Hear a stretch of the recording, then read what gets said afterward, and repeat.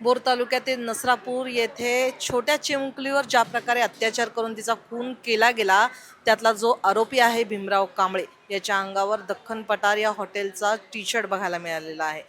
पोलिसांच्या माहितीनुसार हा माणूस वेश बदलायचा, शर्ट बदलायचा आणि तो जागोजागी फिरत होता.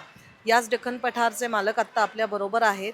त्यांच्याशी आपण जाणून घेणार आहोत की हा तुमच्याकडे काम मागायला आला होता का? कारण भीमराव कांबळे याच्या अंगावर जेव्हा तो सापडला त्या दख्खन पठार या हॉटेलचा टी शर्ट सापडला गेला. तुमचं नाव सांगा आधी. माझं नाव गणेश कदम.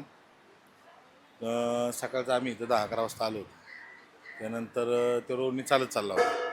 त्याने आपल्याला विचारलं की मला काम मिळेल का? ते मागं पण असंच विचारत विचारत काम विचारायला यायचं. पण आम्ही कधी त्याला असं म्हणजे हे केलं नाही.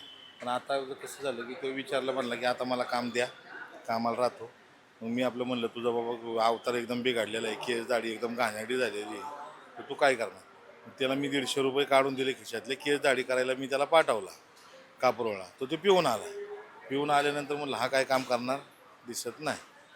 मग 1-2 दिवस असं टाईमपास केला, इकडं तिकडे इकडं तिकडं पार्किंगमधलं कागद उचल काय उचल म्हणजे असं टेम्पररी काम केलं. त्यानंतर म्हणलं आता ह्याला जर झाडू मारा हॉटेलमध्ये बोलावं तर ह्याचा शर्ट एकदम खराब आहे. मग मी त्याला एक कामगाराचा टी शर्ट दिला घालायला हॉटेलचा. असं विषय झाला. परंतु ज्या प्रकारे आता पोलिसांचं म्हणणं येत आहे की तो शर्ट बदलायचा, इथं आल्यावर तसा प्रकार जाणवला तुम्हाला? हां, जाणवलं. म्हणजे जाणवलं म्हणजे कधी आपला सकाळचा आपल्या हॉटेलचा टी शर्ट, दुपारी त्याचा पांढरा शर्ट, कधी तो निळा टी शर्ट घालायचा. असे ते 2-3 टाईम कपडे बदलायचा एवढं मला माहिती आहे. परंतु मग इथून तो कधी काढला गेला किंवा किती दिवस त्याने इथं काम केलं? एक 2-3 दिवस. त्याला का काढलं कामावरून? नाही, कामावरनं काढण्याचं कारण म्हणजे कसं होतं, की जरा थोडंसं त्याच्याकडं असं 1-2 दिवस त्याने आतमध्ये काम केलं ना, कस्टमरकडं बघणं. आमची आता लहान लहान मुलं आहेत माझी इथं, मुली आहेत, मंडळी असते इथं. आमच्या घरातली सगळी घरगुती काम करतात.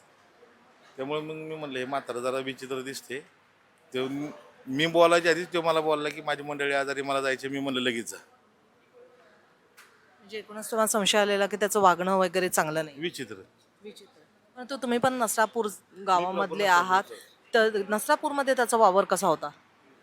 म्हणजे नाही त्याचं कसं पेणे खाण्यापुरतं कुठंही काम करायचा तो. कुठं पण म्हणजे संध्याकाळचं आपलं प्यायचं खायचं भागलं तिथं काम करायचं दिवसभर. कोणाकडं पण काम करायचं. कुणाकडेही काम करायचं, पण त्याच्या या वागण्यावरून असं संशय नाही आला की हा थोडासा असं विचित्र पण दिसतो? असं त्याकडे बघितलं तर एवढं वय आहे त्याचं, त्याला चाला येत नाही. त्यामुळं असं म्हणजे जाणवलंच नाही ना की हा इतकं नीच कृत्य करेल म्हणून. नक्कीच. तर ज्या प्रकारे गणेश कदम यांनी आपल्या ज्या भावना आहेत त्या इथे प्रकट केलेल्या आहेत की एकूणच त्याचं वागणं हे संशयास्पद होतं. ज्या प्रकारे तो वागायचा, हॉटेलमध्ये त्याला काम दिल्यानंतर लोकांकडे विचित्र नजरेने बघायचा किंवा महिलांकडे बघण्याचा या माणसाचा पहिल्यापासूनच, म्हणजे आत्ता आपण त्याच्या भावकी आणि गावकीशी पण बोललो. एकूणच या माणसाची वृत्ती ही नीच प्रवृत्तीची होती आणि त्याच्यामुळेच त्याला कामावरून देखील काढून टाकण्यात आलं होतं. परंतु त्याच्या अंगावर जो दख्खन पठार या हॉटेलचा जो शर्ट सापडलेला आहे, तो इथं 2च दिवस त्यांनी काम केलेलं आहे. सारखं शर्ट बदलणं, वेषांतर करणं हे पण पोलिसांच्या वक्तव्यातून आपल्या समोर आलेलं आहे आणि तो अशा प्रकारच्या वृत्तीमुळे जास्त प्रकाशात आलेला आहे. सारखे वेश बदलून काहीतरी आपल्याकडं सावट सापडतं आहे का हे देखील तो बघत असावा, याच्यावरून संशय व्यक्त केला जात आहे. व्हिडिओ जर्नलिस्ट रोहित वनकटेसह प्रतीक्षा पारखी, LS मराठी, पुणे.